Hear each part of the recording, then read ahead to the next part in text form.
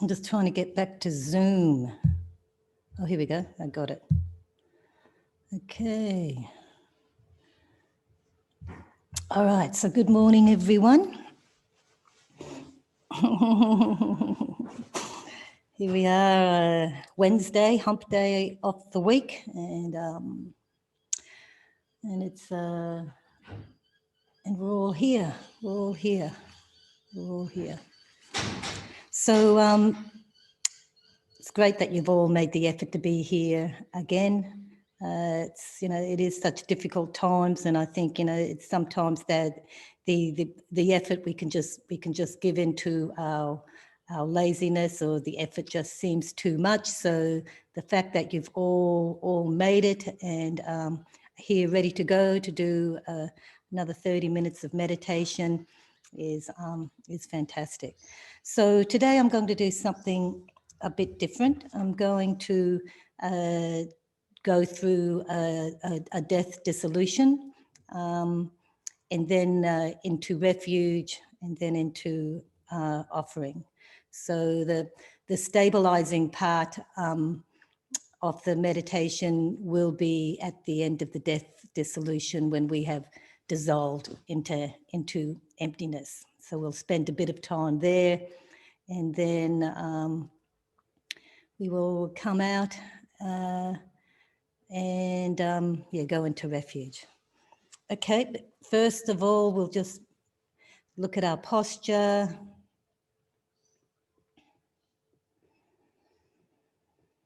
Which is pretty important in having good meditations, making sure that our central channel is straight. Our central channel goes from the base of our spine, base of our pelvis, up in front of our spine, about the size of a straw, through the navel chakra, just 4 fingers below the navel, through our heart chakra, just at our sternum, our throat chakra,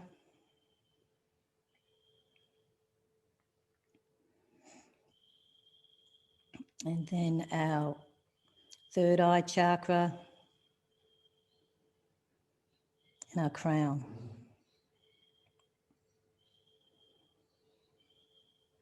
Where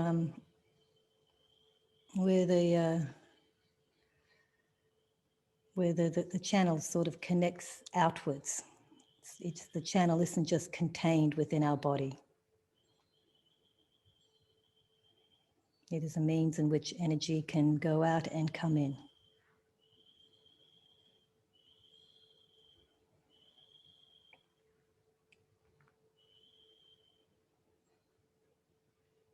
So as Buddhists, we know that death is permanent. Death can come at any time. And today, your number's up. Death has come.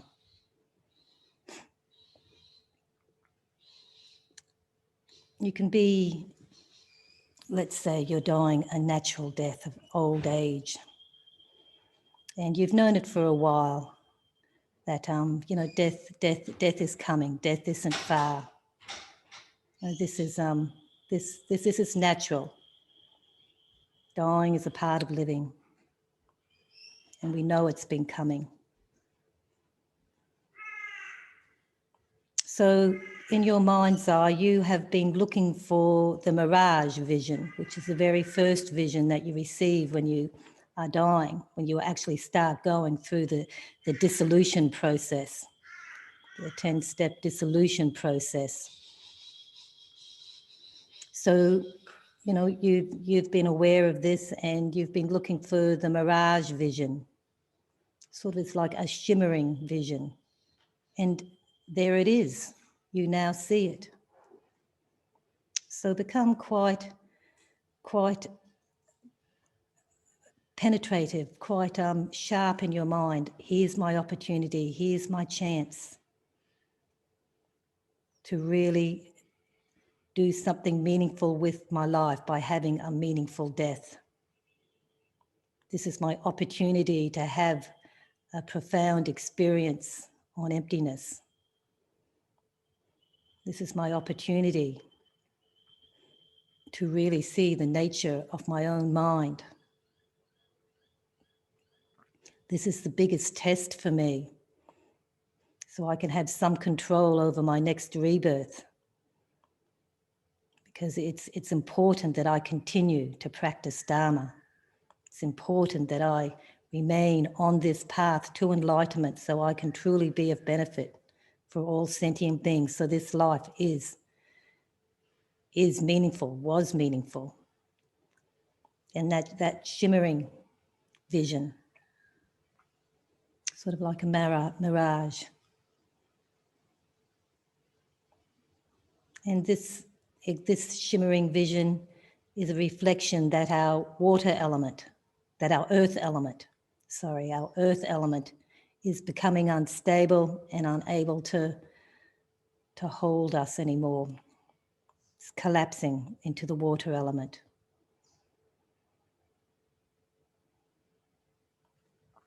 And you hear things going on around you. There might be family, there might be friends, there might be nurses. But that's just grey noise to you. That's not your focus. Your focus is the shimmering vision. And just staying sharply with that.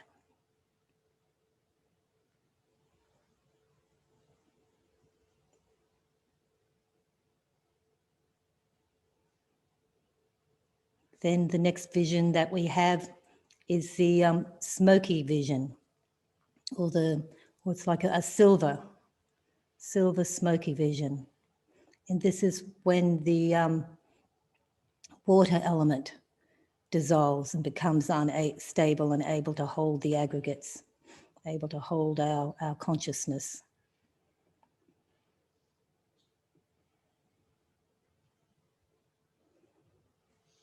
And it becomes clearer to you that, yes, I am beginning to sink deeper into myself. There can be a sense of heaviness in your body.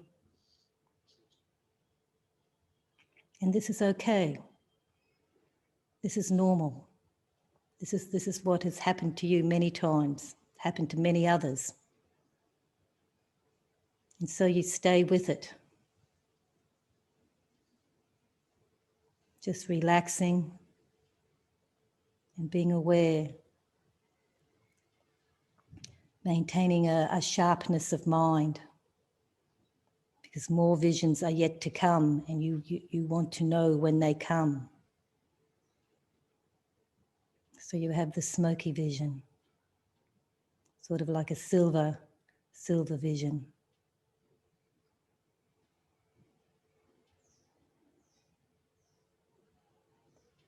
And there may be noises going on around you, or you might even become aware of sensations in your body.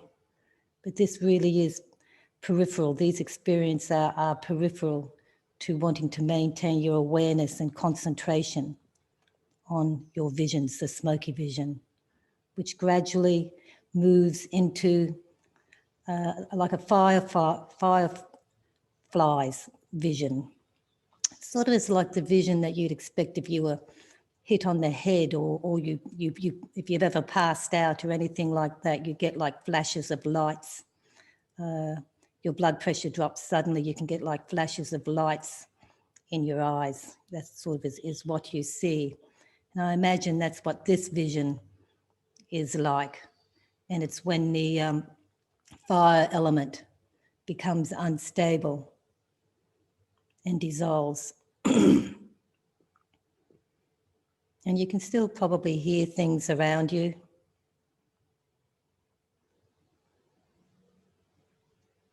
And because you've been able to plan your death to some degree, that, you know, there was an awareness that you were dying. You've organised friends to say prayers, so you can hear prayers being made. I mean, you may not know what those prayers actually are, but assuming that could be Lama Zopa saying prayers, it could be prayers that you have recorded yourself for the time of death.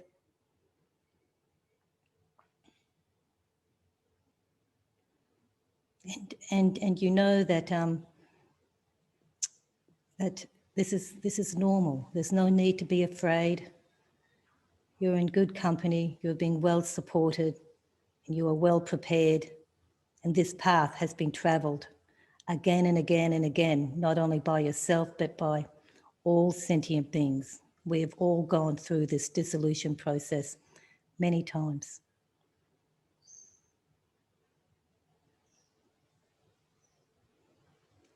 And then the next vision is the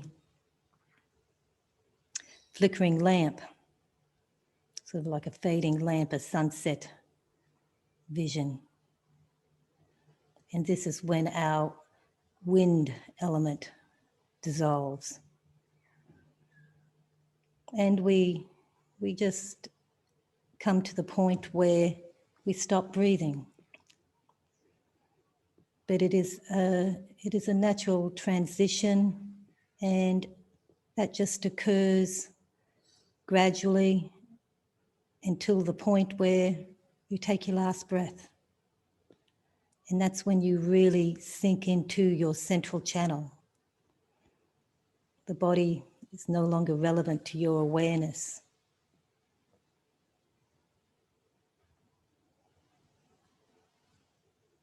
And your consciousness and awareness is in your central channel, where you have a white vision.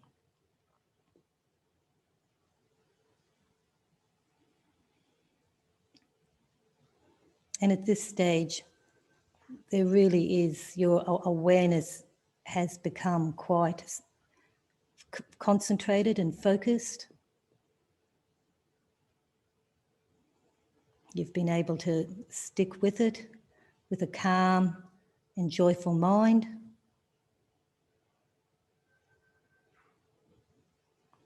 Calm and clear mind, calm and certain mind, that this is an opportunity that you're going to embrace as we slip into the red vision.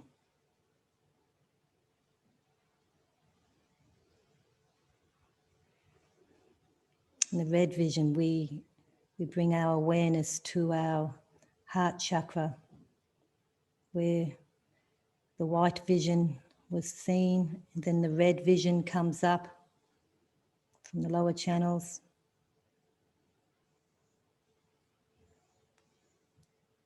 And it merges into the heart chakra and becomes the black vision, the near attainment vision. There's nothing to fear with this vision. This means you're so close. You're so close.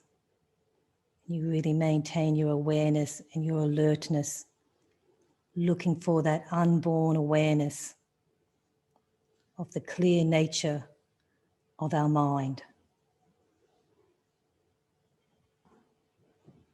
And that's what then appears. The naked primordial mind.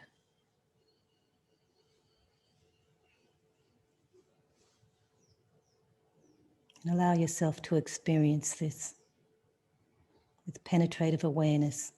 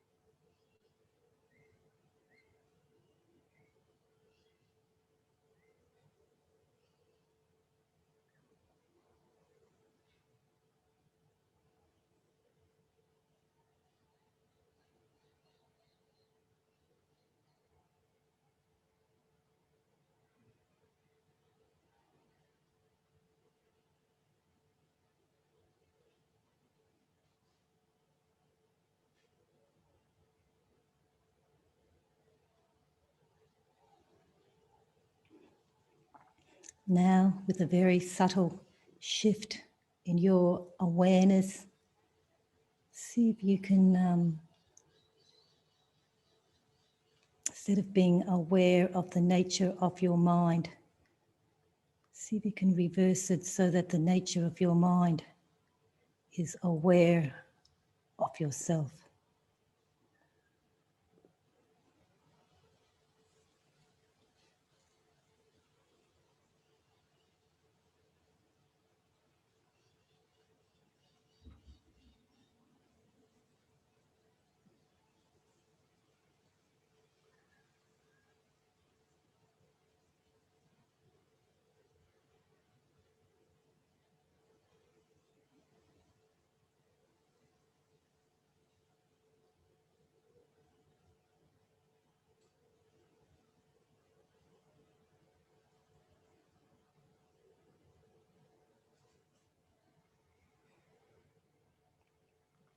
And now see if you can experience the non-duality of your mind.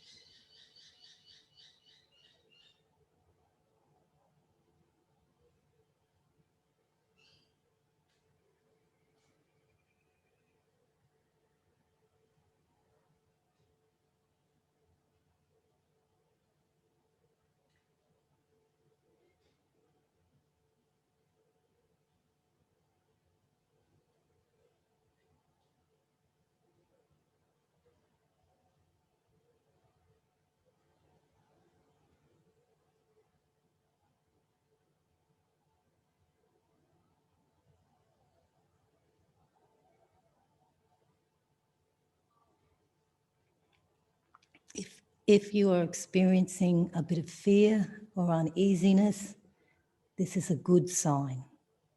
It means that your self-cherishing I is feeling a bit threatened. And so it should. It needs to be fearful, because ultimately this is what we all strive to destroy, our self-cherishing I, the cause of all our afflictions, the cause of all our unhappiness. So just bring your awareness back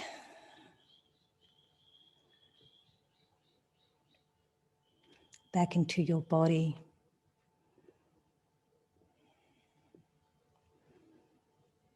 Body that you're grateful for.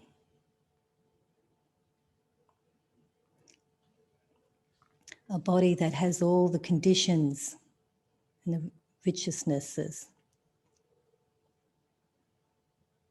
the endowments.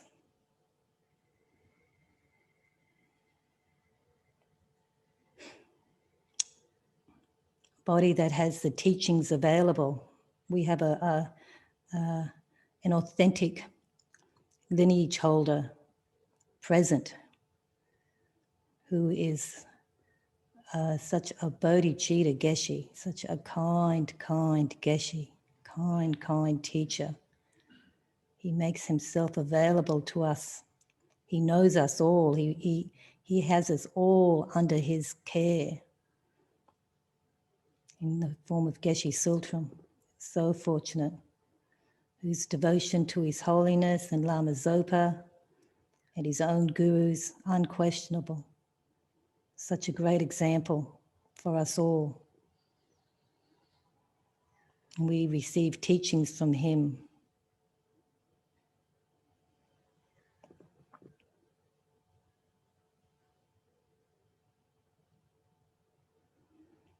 And with that in mind, we take refuge.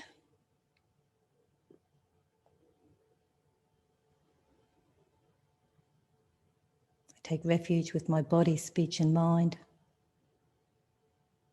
to the causal and resultant refuge. The cause is wanting to be free of samsara. The resultant is enlightenment.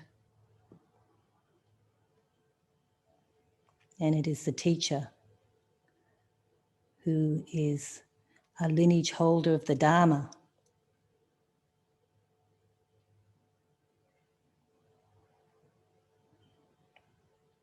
And here at Chenrezig, we are so fortunate to be part of a spiritual community. I like to think of the Sangha in that broader context,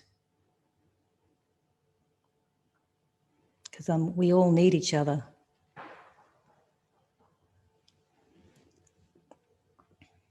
To support each other and to practice.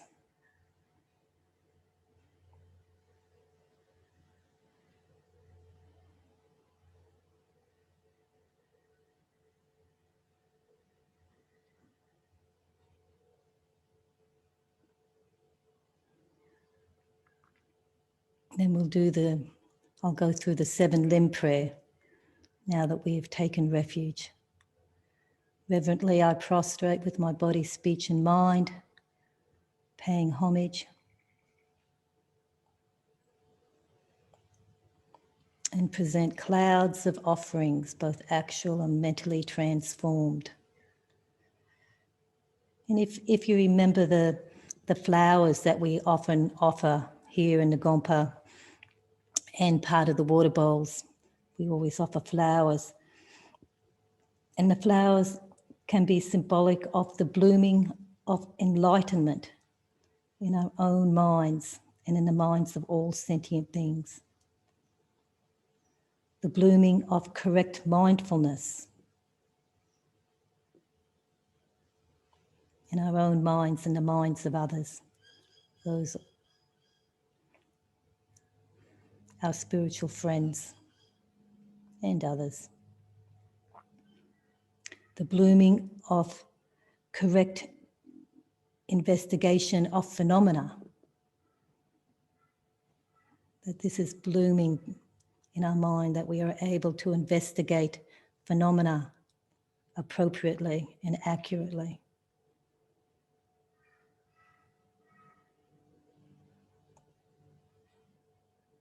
Then the blooming, the enlightened factor of correct effort, that we know the correct effort that needs to be applied 24/7 so we can quickly reach enlightenment.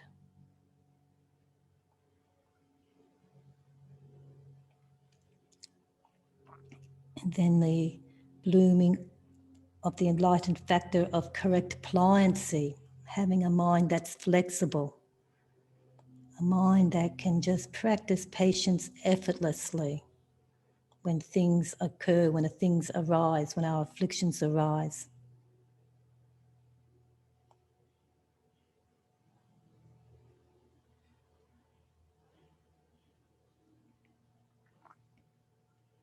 The enlightened factor of correct concentration. You visualize that this is blooming in your mind and in the mind of others.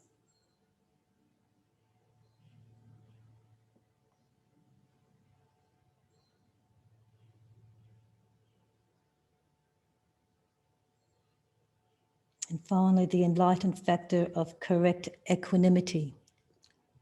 That not only is this blooming in your mind, in the minds of others around you, but it's blooming in the minds of all our politicians. If only this one factor was more prevalent throughout the world, the factor of equanimity, it would be a completely different world.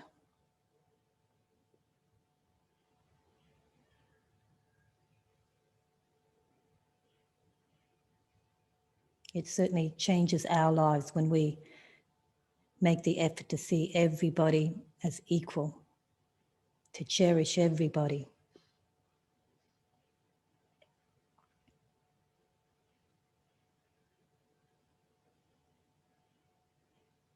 So this we offer, our own personal practice, the development of our own qualities and those around us, of our teachers, Bodhisattvas, Buddhas. Declaring all my negativity since beginningless time. the things that we've done again and again, our habituated activities, ways of thinking and being that we know are inappropriate, but we just find ourselves doing them again and again. We confess them all, knowing that this is what keeps us hooked in to samsara.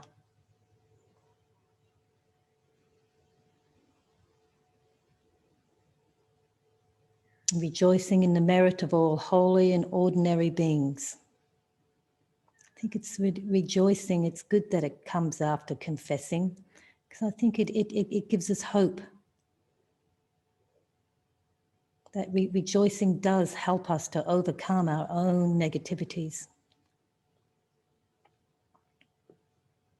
And even though, samsara by nature is very dissatisfying, there is a lot to be joyful about, to be grateful for. And that's each other,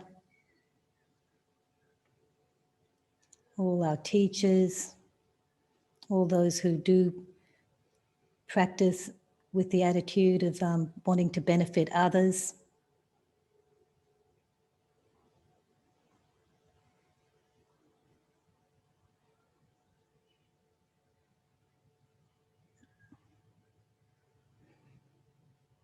And just go through your own mind the things that you're grateful for.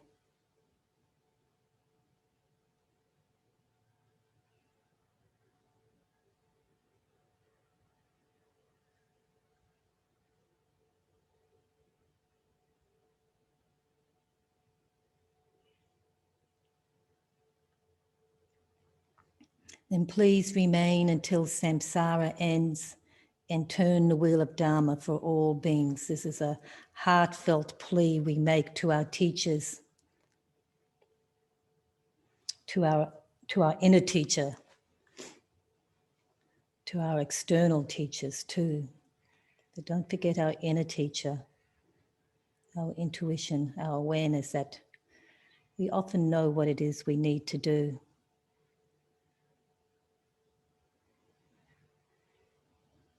Just a matter of being still,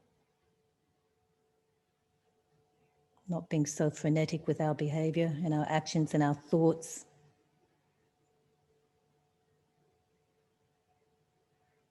Taking the opportunity to read books that are going to inspire us, to listen to teachings that inspire us, and to attend teachings, actually sit in front of a teacher. That ultimately is the most inspiring thing to do. That's where change, just sitting in front of a teacher with great respect and faith and devotion. I mean, changes can happen there on the cushion. It's a mind of devotion and trust and faith. Is a mind that is open to blessings from the Guru.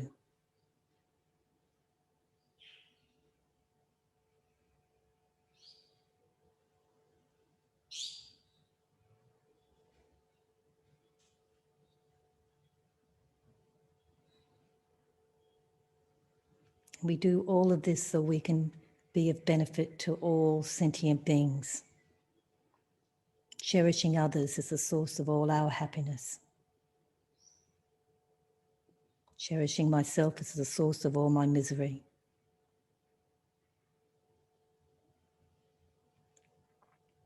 May the supreme jewel of bodhicitta that has not arisen arise and grow, and may that which has arisen not diminish but increase more and more. May the supreme jewel of the wisdom understanding emptiness, understanding selflessness, existencelessness, that has not arisen arise and grow, and may that which has arisen not diminish but increase more and more. May all our holy teachers, His Holiness the Dalai Lama, Kyabje Zopa Rinpoche, Geshe Sultram, and any other teachers that we may have,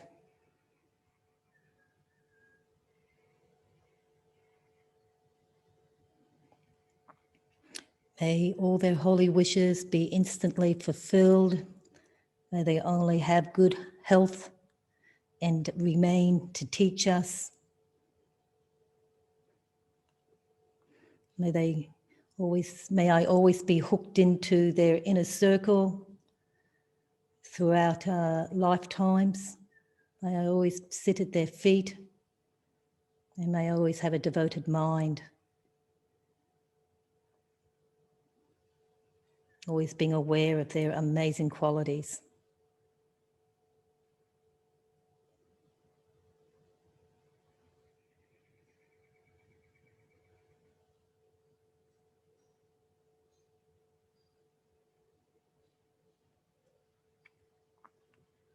Okay, let's bring your awareness then back to the room. And thank you for spending this half hour with me. Would have been nice to have turned it into an hour.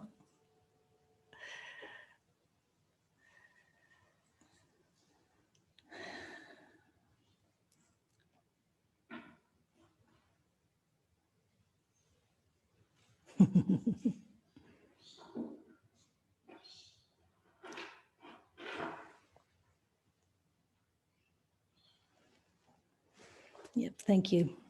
And of course, you'll all be hanging around for Geshe Sultram. Yes, we are so lucky. We are so lucky. All right, see you next week.